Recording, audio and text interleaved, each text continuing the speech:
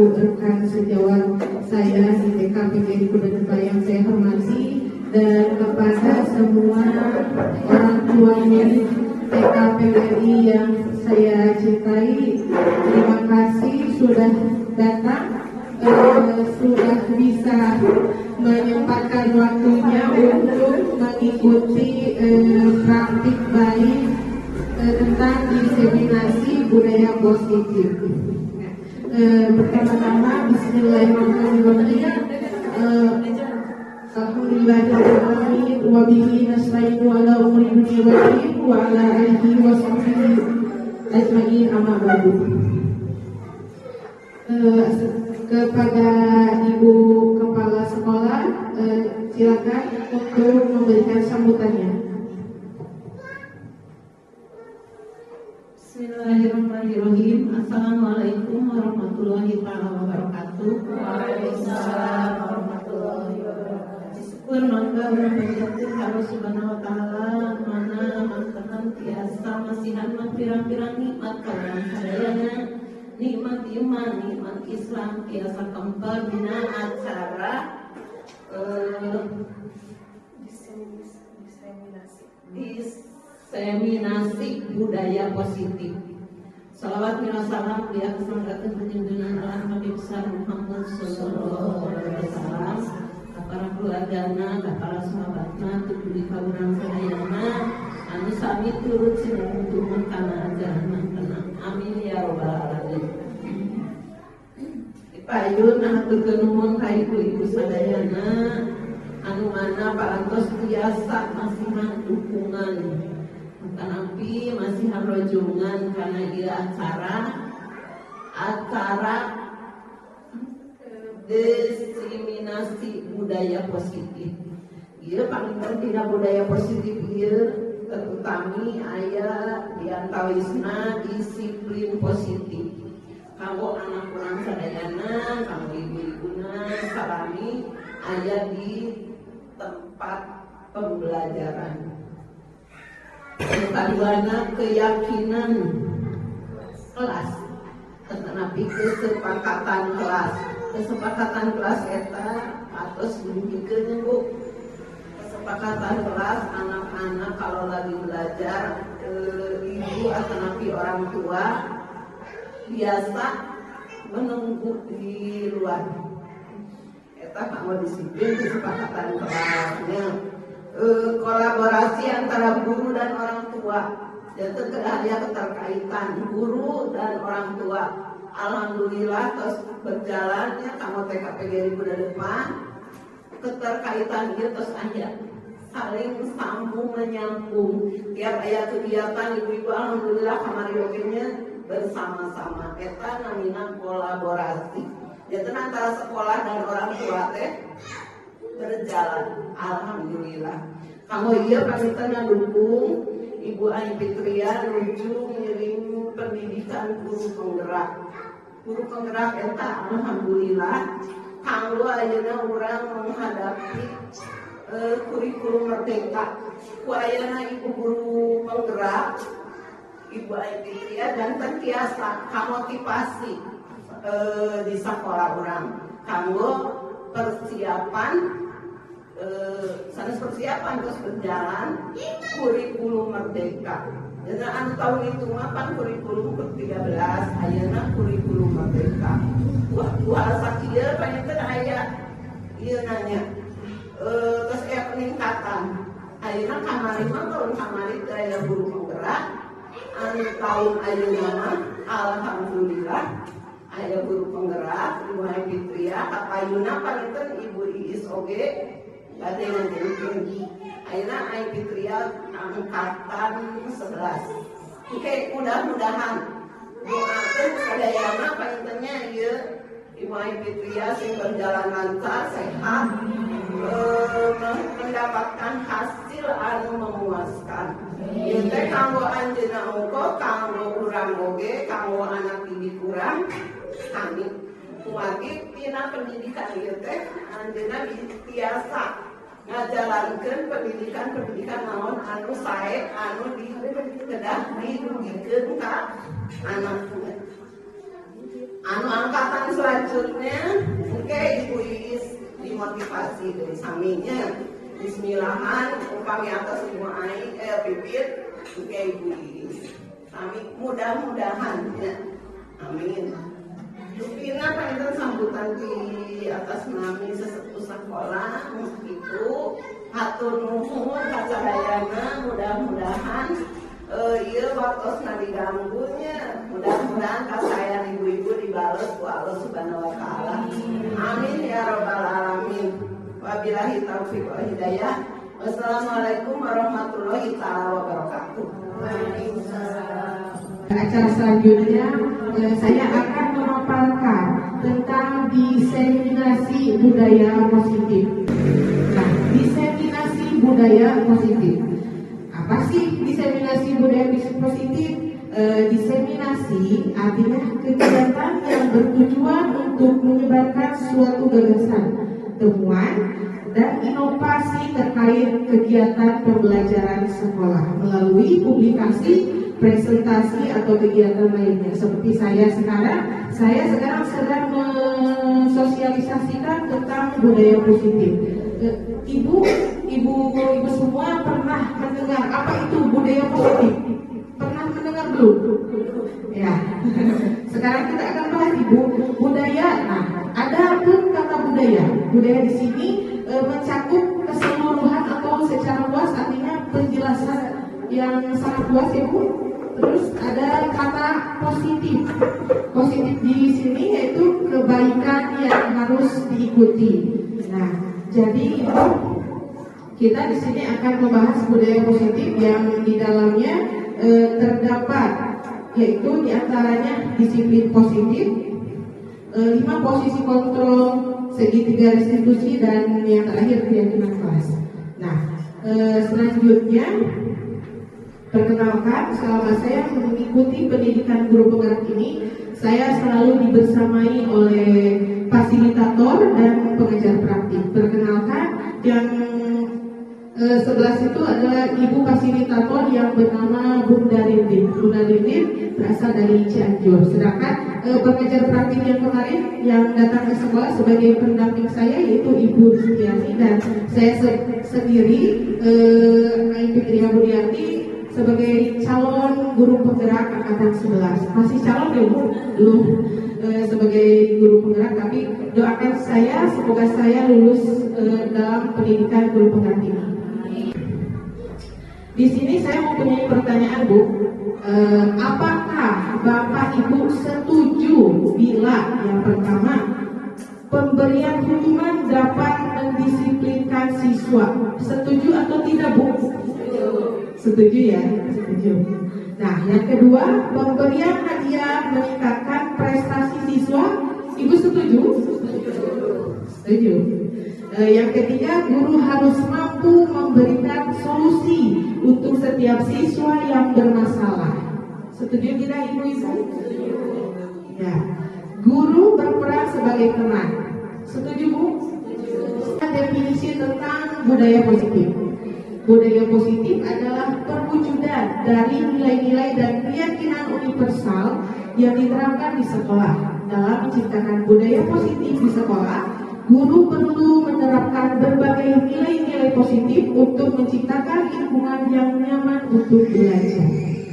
Nah, adapun konsep inti untuk menciptakan budaya positif. Jadi, dalam konsep inti ini, dalam budaya positif ini terdapat beberapa bagian. Yang pertama, disiplin positif. Nah, nanti kita akan menerangkan atau memaparkan tentang apa itu sih disiplin positif itu, terus motivasi perilaku, keyakinan kelas atau sekolah, 5 posisi kontrol guru, kebutuhan dasar manusia, dan yang terakhir segitiga restitusi.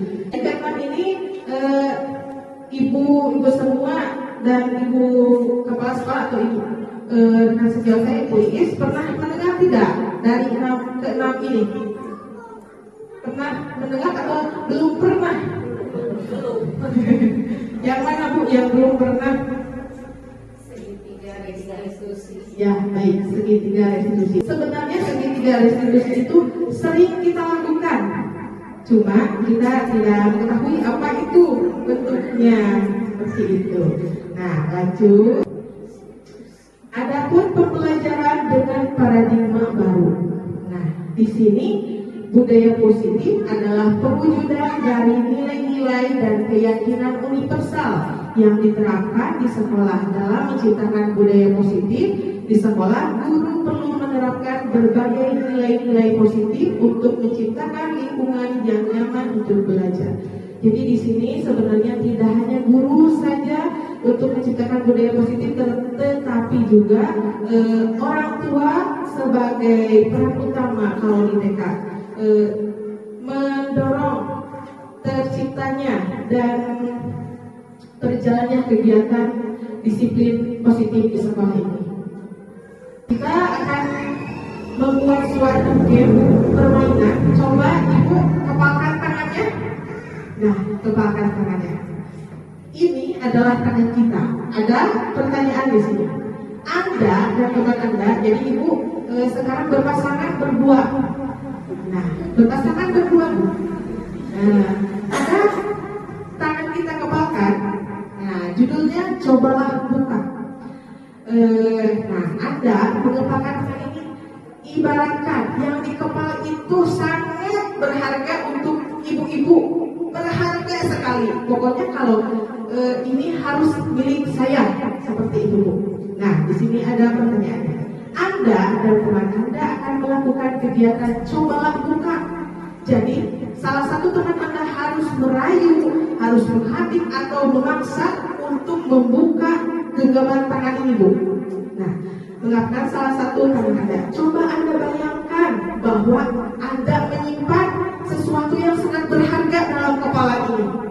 Nah, sesuatu yang sangat berharga dalam kepala Anda perlu menjaga benda tersebut sekuat tenagamu Anda, karena begitu kepentingnya untuk kehidupan Anda. Diibaratkan yang Anda pegang ini adalah sesuatu yang sangat berharga dalam hidup Anda, sehingga orang lain tidak boleh untuk memilikinya. Kalau ibu-ibu semua seperti ini ya, ini suami saya loh, ini suami saya. Tidak ada yang boleh merebutnya. Atau ibu mempunyai benda berharga seperti apa ya, Bu? Berharga? Uang. Uang, pokoknya ini uang tidak boleh terbelanjakan atau dibelikan apapun. Pokoknya harus ada uang dalam genggaman saya. Nah, tugas B, jadi ibu salah satu keyakinan, jadi saya tidak mau membuka karena ini sangat berharga untuk saya, seperti itu. Coba Bu dipraktekkan bagaimana? Sambung. Ini teh uang, ini suami saya. Coba Bu. Betul teh di Allah. Itu saya. Bu, ya Bu antos 1 juta. Suami Anda untuk saya. Ridho tidak, Bu? Bu, ini berlian untuk Ibu, tapi sesuatu yang sangat berharga untuk Ibu, untuk saya. Bagaimana? Jadi di sini Ibu mempunyai suatu keyakinan kalau ini harus saya pertahankan. Betul tidak, Ibu? Nah, ibaratnya seperti pergeseran paradigma teori kontrol. Yang pertama, ilusi guru mengontrol murid. Yang kedua, ilusi bahwa semua penguatan positif, efektif dan bermanfaat. Yang ketiga, ilusi bahwa kritik dan membuat orang merasa bersalah dapat menguatkan karakter. Terus ilusi bahwa orang dewasa memiliki hak untuk memaksa. Di sini ada paradigma ya, Bu. Jadi guru itu betul tidak, Bu, untuk mengontrol murid? Betul. Ya. Terus yang kedua, semua penguatan efektif dan bermanfaat. Jadi yang disampaikan guru itu harus bagaimana, Bu? Harus secara efektif, betul tidak? Harus bermanfaat. Ya. Jadi untuk anak itu harus yang bermanfaat, tidak memberikan pembelajaran. Ya. Yang ketiga, bahwa kritik dan membuat orang merasa bersalah dapat menguatkan karakter, betul tidak Bu? Betul. Masa. Nah, yang keempat, orang dewasa memiliki hak untuk memaksa, betul tidak Bu? Terkadang kita memaksa anak kita untuk bisa, betul tidak Bu? Itu rata-rata kalau anak kita, pokoknya kalau dari sini anak saya harus bisa. Nah, siapa yang seperti itu? Siapa ibu? Selanjutnya, bagaimana seseorang bisa berubah dari paradigma stimulus respon ke teori kontrol? Nah, di sini Bu, stimulus respon, realitas kebutuhan kita sama, tapi menurut teori kontrol kebutuhan kita berbeda. Semua orang melihat hal yang sama. Nah, teori kontrol, setiap orang memiliki kebutuhan yang berbeda. Kita mencoba mengubah agar orang berpandangan sama dengan kita. Terus, menurut teori kontrol, semua kita berusaha memahami pandangan orang lain tentang dunia. Di sini, Ibu melihat saya seperti apa? Coba. Ibu melihat saya seperti apa? Seperti guru. Nah, di sisi lain, ada yang berbeda tidak? Ada Bu. Saya sebagai guru, saya juga sebagai orang tua di rumah. Saya di sini bisa senyum, bisa memperlihatkan seperti senang. Padahal di rumah saya itu sama seperti ibu-ibu pada anak sendiri. Nah, terus kita mencoba mengubah agar orang berpandangan sama dengan kita. Terus dilanjut saja.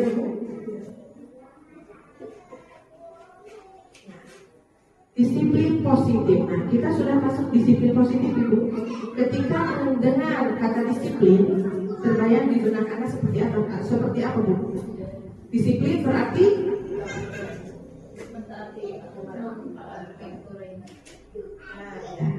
di sini. Ketika mendengar kata disiplin, apa yang terbayang di benak Anda? Apa yang terlintas di pikiran Anda? Kebanyakan orang akan menghubungkan kata disiplin dengan tata tertib. Betul Ibu? Kata disiplin juga sering dihubungkan dengan hukuman. Betul atau tidak Ibu? Ya, padahal itu sungguh berbeda Bu. Berbeda antara disiplin dan hukuman. Karena belajar tentang disiplin positif tidak harus memberi hukuman, justru itu adalah salah satu alternatif terakhir dan kalau perlu tidak digunakan sama sekali. Jadi disiplin positif di sini merupakan salah satu cara penerapan disiplin yang bertujuan untuk menumbuhkan kesadaran serta melakukan sesuatu tanpa sorotan, ancaman maupun hukuman.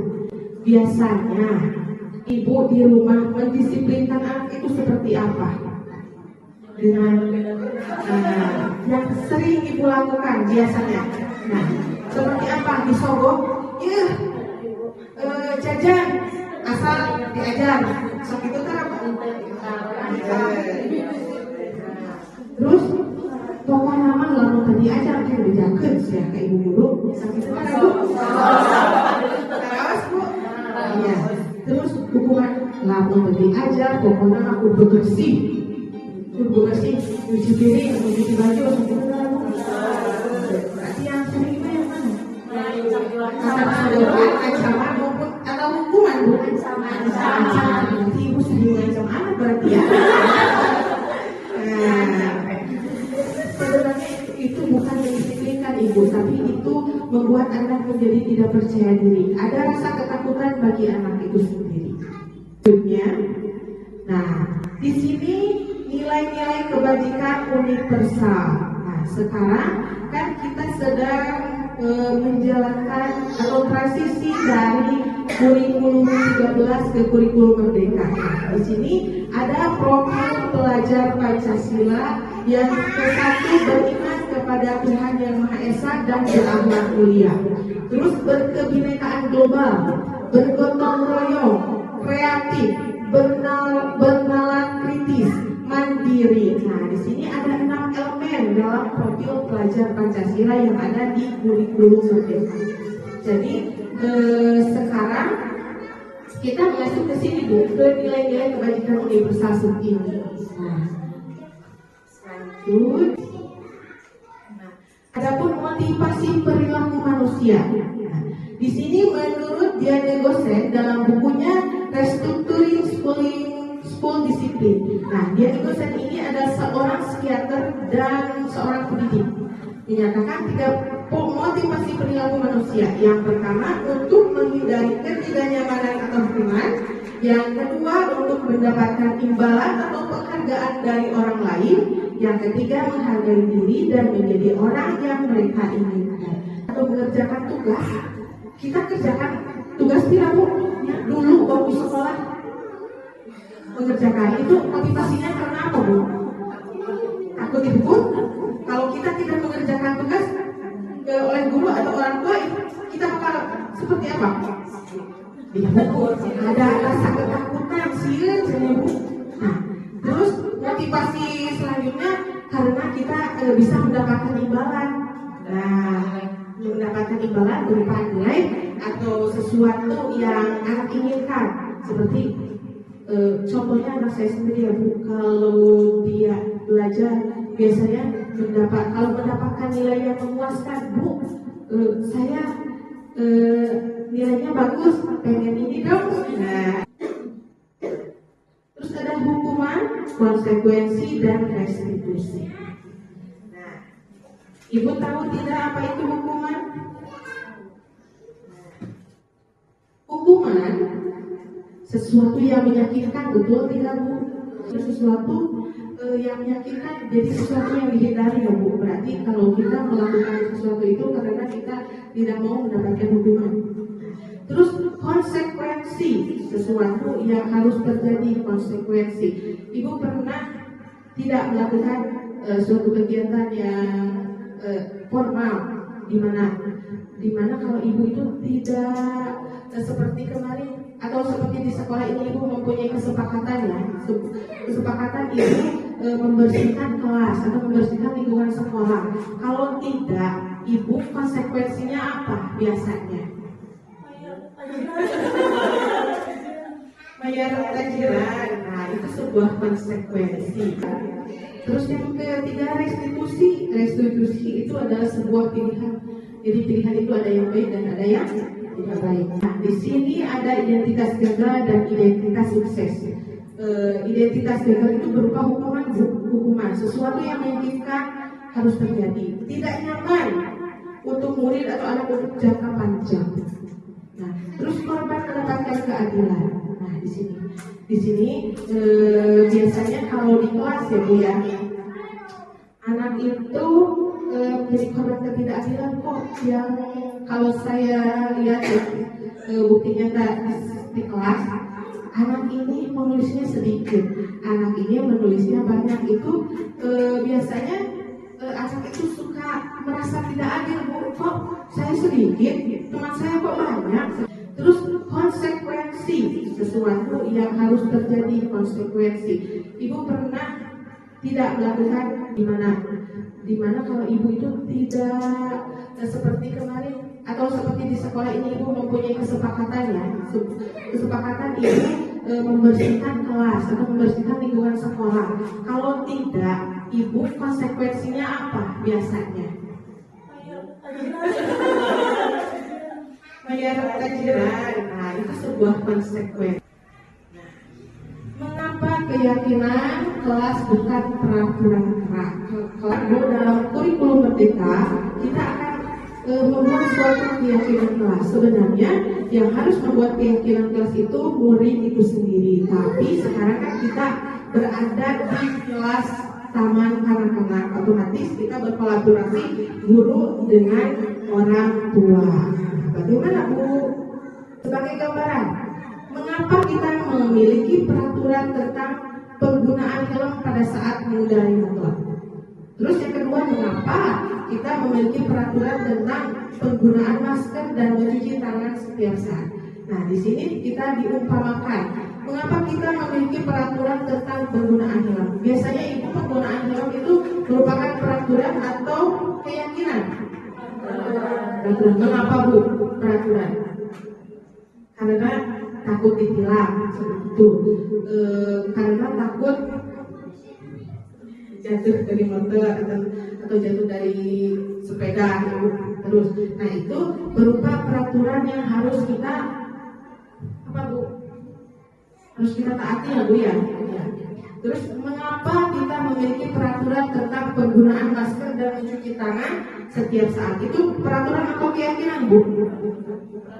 Peraturan atau keyakinan? Ya, ini merupakan sebuah keyakinan di mana kita ada rasa yakin kalau kita mencuci tangan dan menggunakan masker, kita yakin kita akan sehat dari berbagai penyakit. Jadi peraturan itu dibuat satu orang, jadi harus dilakukan. Sedangkan keyakinan itu dibuat atas kesepakatan. Nah, selanjutnya, di sini ada penjelasan tentang keyakinan. Keyakinan kelas tadi yang kedua, keyakinan kita harus memakai masker atau mencuci tangan. Nah, di sini ada penjelasannya. Keyakinan kelas dibuat berdasarkan kesepakatan antara guru dan siswa bersifat universal. Dan yang kedua, peraturan biasanya dibuat oleh guru yang bersifat satu arah. Jadi tidak ada kesepakatan kalau peraturan. Ibu sudah mulai mengerti dari sini Bu? Nah, ada pun prosedur pembentuk keyakinan sekolah atau kelas. Sekarang dari saya yang memberikan pemaparan tentang apa itu keyakinan dan peraturan. Nanti sesudah ini kita akan membuat suatu pembentukan keyakinan sekolah atau keyakinan kelas. Yang pertama ada prosedurnya Bu. Yang pertama adalah mempersilahkan warga sekolah. Ibu tahu siapa itu warga sekolah? Warga sekolah tidak hanya ibu guru dan kepala sekolah saja.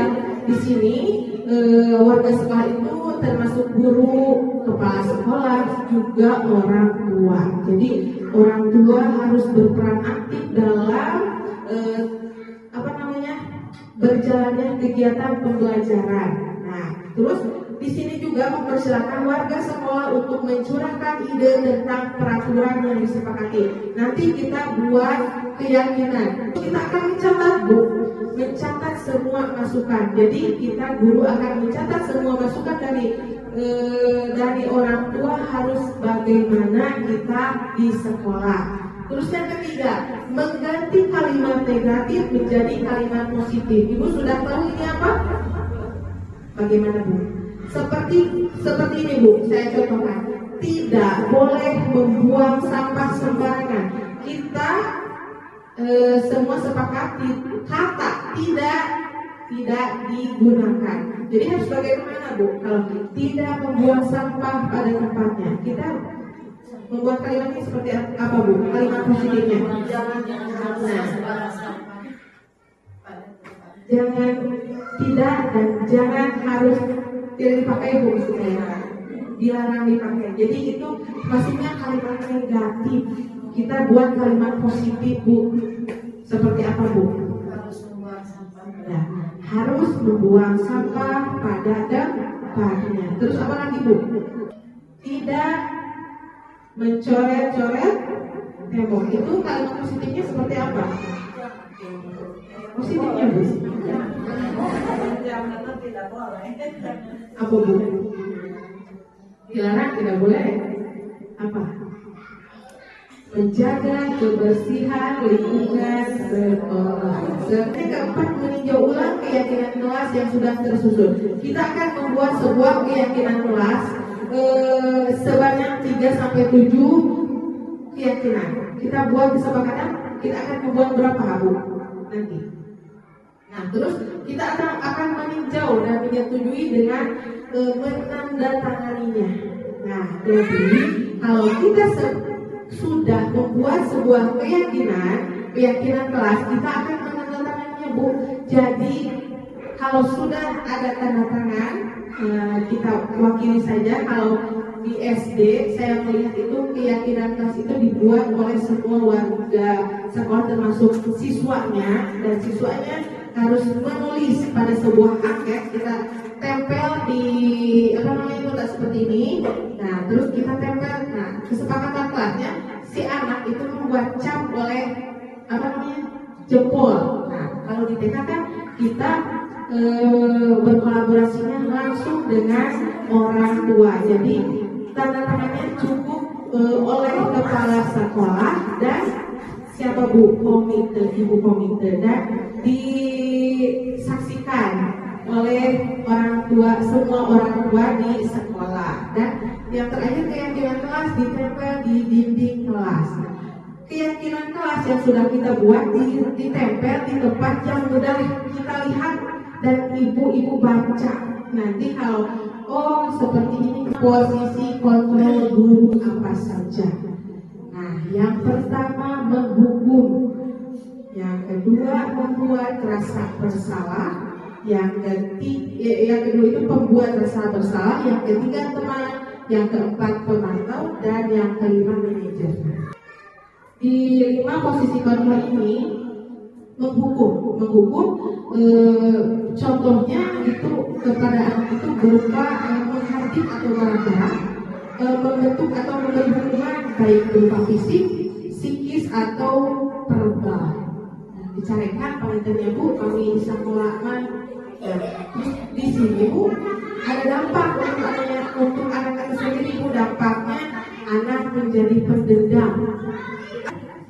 Si anak tidak menyukai guru, pernah tebu nyetios kurang kali.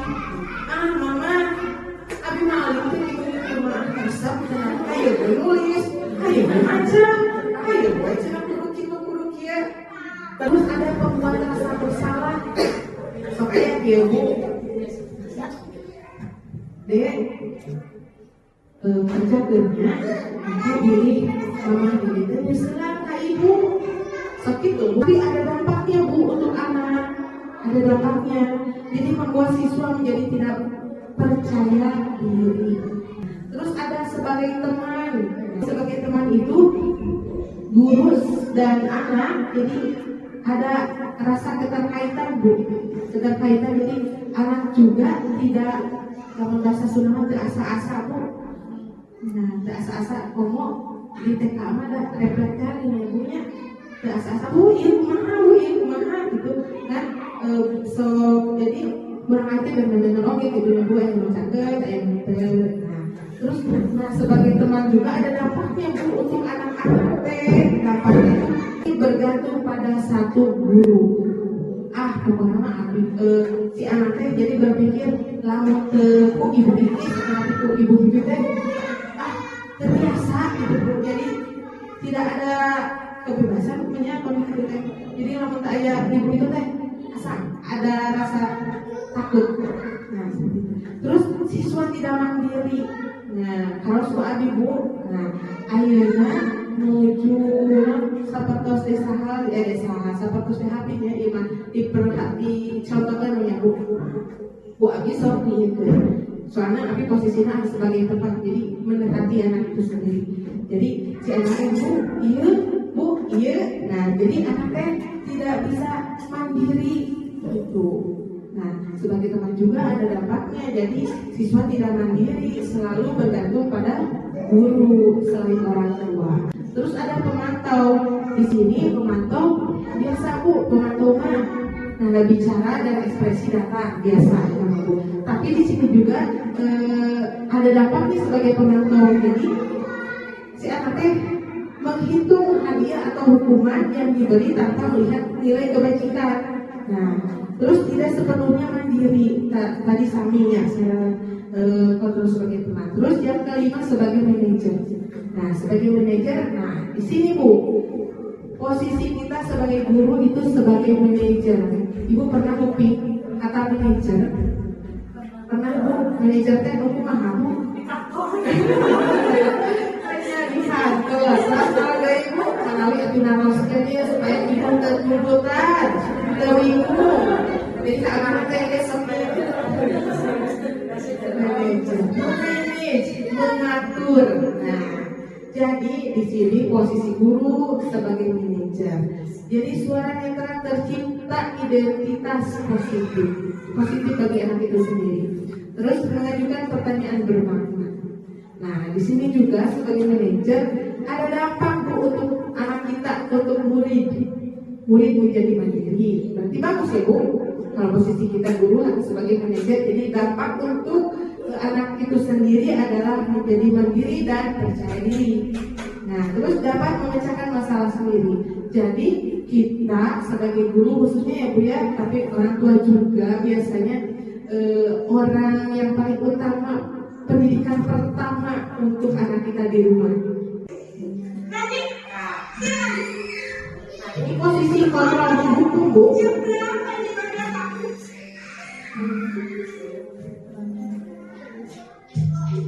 Nah, jadi tinggalin aja kami posisi hukum mengurangkan waktu mah Bu, tinggalin aja.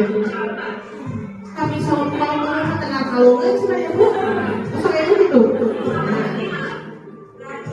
Nah, ini posisi merasa bersalah. Saudaraku, posisi membuat rasa bersalah. Prabu sedang, tapi diulanginya. Ya Bu.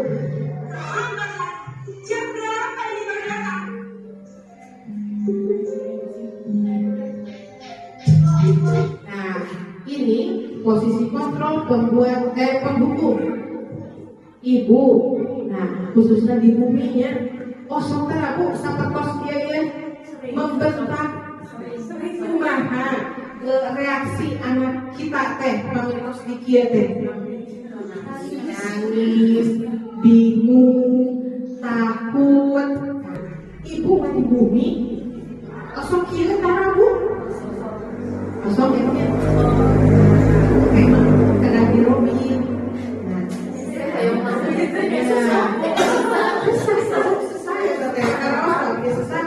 Si huwe keluar rumah tekanan darah teh naik deh.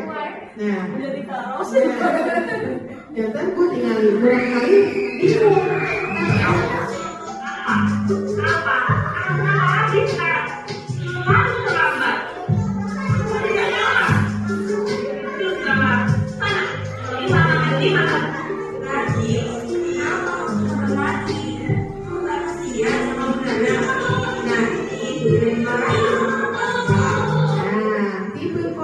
Membuat rasa bersalah. Ini contohnya barangkali ibu kembali dari ke ibu, di bumi. Kembali dari ke ibu di bumi. Sok dia karabu, ya deh, sok ayeuna kerjakeun tugas, diri ibu guru serang sama mama, sok itu karabu. Setelah penjunawan, sok Bu. Nah, posisi ibu di rumah sebagai pembuat rasa bersalah. Ayo tinggal di ekspresi yang udah kali rumah.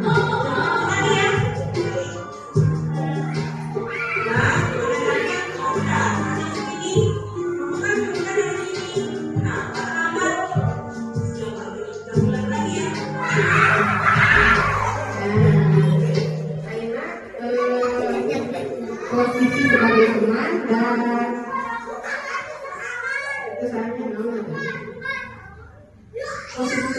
posisi tipe kontrol sebagai teman. Ibu pernah sapertos dia kami kamurang kali. Jadi nyarios teh rauseun gitu ka kuping teh. Jadi kakek kamurang kali teh. Kamurang kalina kaki-kalina nyaman teh Bu. Nyaman, alhamdulillah.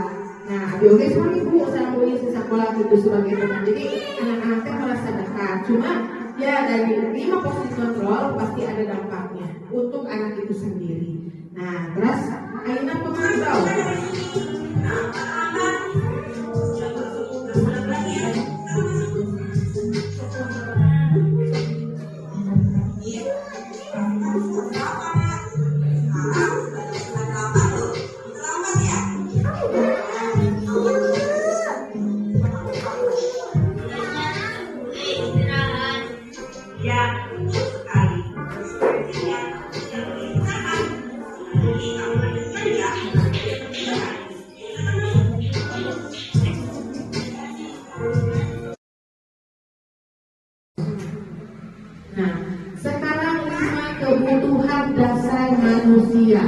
5. Pertama, bertahan hidup. Yang 2, kasih sayang dan rasa diterima. Dan ketiga, kebebasan.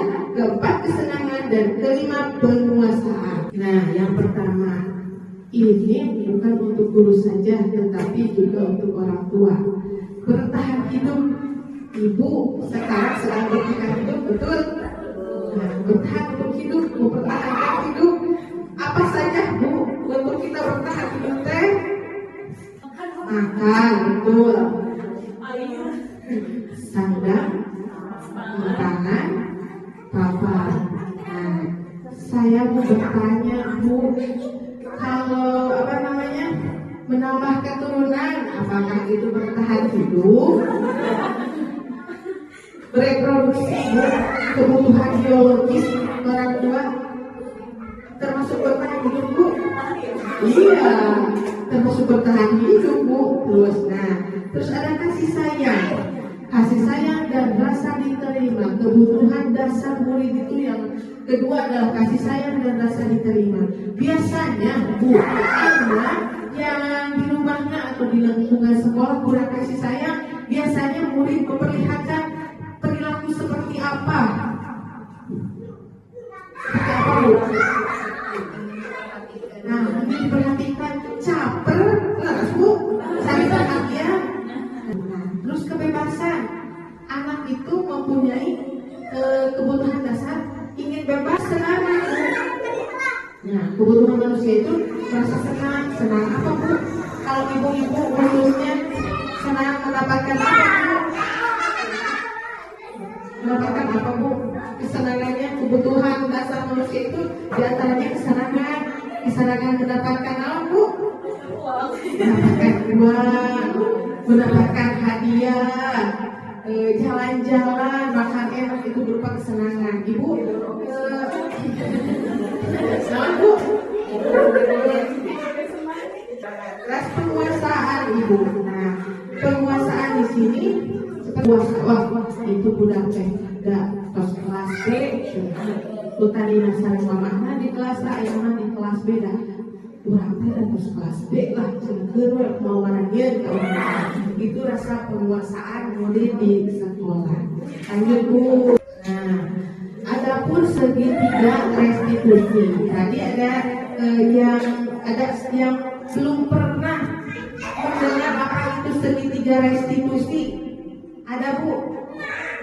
Pernah atau ngapi ke acan? Ke acan. Nah, segitiga restitusi. Kamari Bu Abi salah resmi sekolah nuju menggunakan segitiga restitusi. Nah, segitiga restitusi ada yang namanya menstabilkan identitas. Terus ada yang memfasilitasi tindakan yang salah, terus menanyakan keyakinan. Nah, di sini ada beberapa pertanyaan yang tidak membunuh karakter anak. Jadi ibu teh mereka salahresna tapi membunuh sel-sel otak anak harus sudah berkembang Bu teh salahresna mah jaga. Nah, ibu sareng abi oge sebagai guru nuju diajar ya segitiga restitusi. Jadi anak teh membuat kesalahan ya Bu ya. Anak membuat kesalahan hareureuy nu digenta nangis si anak teh.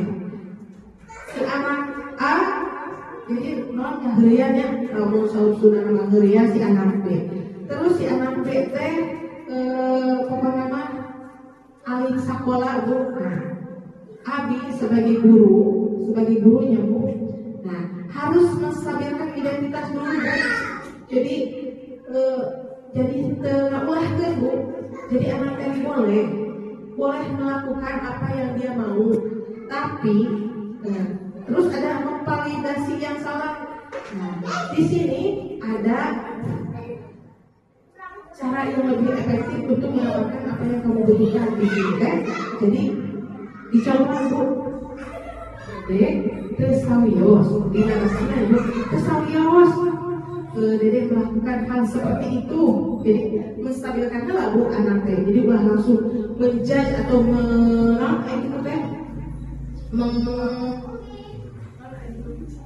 menjudge si anak teh itu ulah aku jadi ulah teh kena menstabilkan identitasnya. Jadi anak saya supaya jadi kita teh sadar, jadi berbuat seperti itu teh tidak boleh, jadi tidak berupa paksaan dari guru atau orang tua. Terus ada menanyakan keyakinan, jadi anak kalau sesudah berbuat kesalahan itu harus apa, jadi tidak ada paksaan dari guru atau orang tua. Kalau anak itu sudah membuat kesalahan itu harus apa, jadi harus ada kesadaran dari anak itu sendiri. Jadi contohnya anak meminta maaf atau melaksanakan sesuatu pada diulangi dari ku apinya pada naros dari sobat ibu tadi pertanyaan. Nah, pertanyaan dia Bu, apakah Bapak Ibu sudah bilang pemberian hukuman dapat mendisiplinkan siswa? Tadi Ibu setuju, ini sama apa mitos tinggalin videonya? Tidak, tuh pemberian hukuman dapat mendisiplinkan siswa. Berarti ya setuju ya Bu, kalau Ibu tadi setuju. Gender Bu, pemberian hukuman tidak diiakan ya Bu. Dan pemberian hadiah meningkatkan prestasi siswa. Kumaha Bu, masih aya nu berubah ya? Jawaban tadi yang awal sareng ayeuna. Tidak, kalau tadi iya, jangan Bu. Nah, pemberian hadiah meningkatkan prestasi siswa itu tidak setuju. Anu tadi saya setuju teh, karena sekilas tentang apa namanya, anu budaya positifnya berarti sudah mengubah mindset ibu yang tadinya A menjadi B. Nah, terus guru harus mampu memberikan solusi untuk setiap siswa yang bermasalah. Betul. Terus guru berperan sebagai teman. Ada yang betul, ada juga yang tidak. Nah, seperti alhamdulillah Bu, tos beres. Nah, tugas kita sekarang, kita akan membuat suatu keyakinan kelas ya Bu. Kesepakatan kita di kelas itu akan seperti apa? Itunya.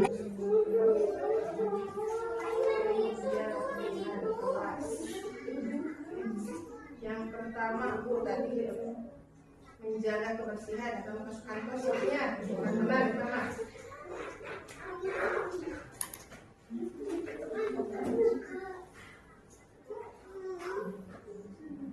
Terus mau nggak Ibu? Orang tua.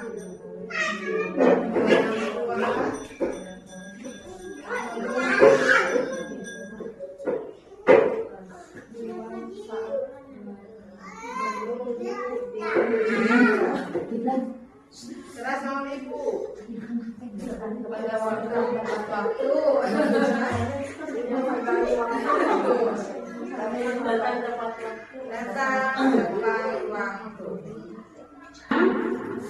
mengikuti kegiatan dari awal sampai akhir.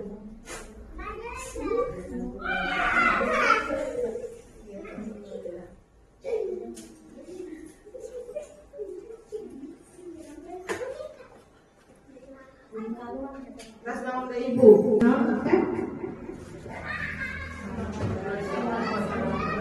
Selama di sekolah, anak berada di lingkungan sekolah.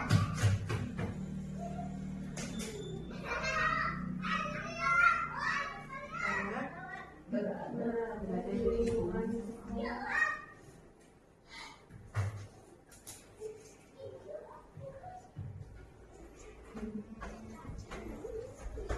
Ya, keyakinan kelas ya, ayeuna orang tua anu sanes anu teiringan kana kegiatan ieu berbagi praktik baik cobi diwartosan jadi kayak aya miskonsepsi Bu, miskomunikasi gitu kan bila aya gitu. Jadi kan ari tos kieu mah oh keyakinan orang teh kayaknya jadi kebersihan kelas, terus orang tua menunggu di luar. Buku mah, bukannya iya orang tua kayak wae. Nah, tadi umi dari kanu tadi ibu.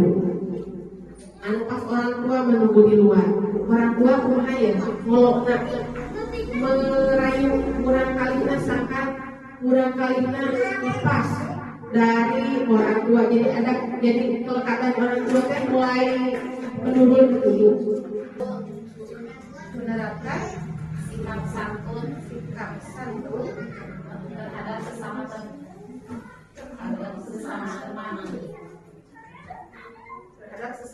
teman. Jadi Pak, kita kan betul kan bullying verbal maupun fisik pada situnya.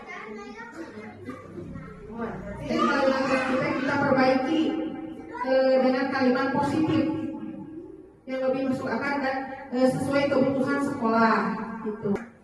Nah, kenapa saya membawa atau mengajak orang tua untuk proaktif, untuk aktif dalam kegiatan di sini? Kan dulu babunya kapungkur orang tua dilibatkan terapun pamidiran ukir.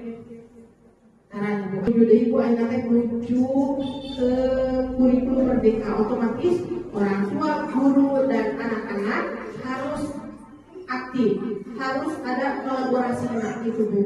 Nah, jadi orang tua teh nama aktif Bu, kadang diri kan naon teh, aya naon langsung, jadi ulah diheuh bae Bu. Nah, gitu. Jadi konsep inti untuk menciptakan budaya positif teh anu ieu apos yang punya disiplin positif, keyakinan kelas atau sekolah, 5 posisi kontrol guru, kebutuhan dasar manusia, dan segitiga restitusi. Nah, alhamdulillah Ibu, saya berterima kasih atas meluangkan waktunya. Ibu-ibu ada yang mempunyai kegiatan mungkin di rumah, ada yang mempunyai keperluan mungkin di luar rumahnya. Mohon maaf yang sebesar-besarnya kalau ada perkataan yang menyinggung atau kekurangan, saya mohon dimaafkan. Nah, kita tutup saja dengan bacaan hamdalah bersama-sama. Alhamdulillahirabbil alamin. Wabillahi taufiq wal hidayah. Wassalamualaikum warahmatullahi wabarakatuh.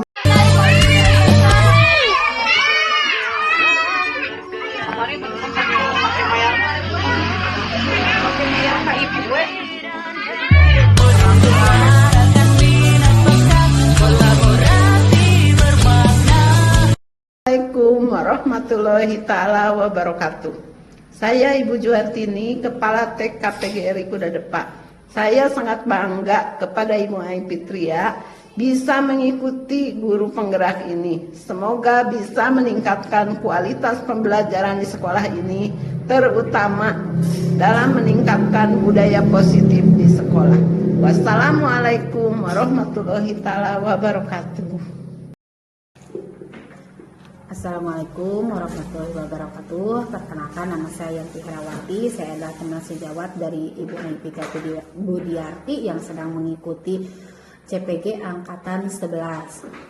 Setelah mengikuti kegiatan praktik ini, saya menjadi mengetahui tentang posisi kontrol guru dan disiplin positif yang harus diterapkan pada anak dalam kehidupan sehari-hari, dan kegiatan-kegiatan lainnya yang positif, dan untuk mengembangkan kegiatan pembelajaran selama di sekolah dan untuk menerapkan kedisiplinan juga untuk anak. Terima kasih. Assalamualaikum warahmatullahi wabarakatuh. Assalamualaikum warahmatullahi wabarakatuh. Perkenalkan, nama saya Ibu Ois. Saya perwakilan dari orang tua murid. Setelah mengikuti berbagai praktik baik tentang budaya positif, saya mulai paham bagaimana cara mendisiplinkan anak tanpa harus menghukum. Terima kasih. Assalamualaikum warahmatullahi wabarakatuh. Assalamualaikum warahmatullahi wabarakatuh. Perkenalkan, nama saya Iwinda selaku orang tua murid dari TK PGRI Kuda Depak. Setelah mengikuti kegiatan praktik ini, saya mengetahui tentang budaya positif di sekolah dan keyakinan di kelas.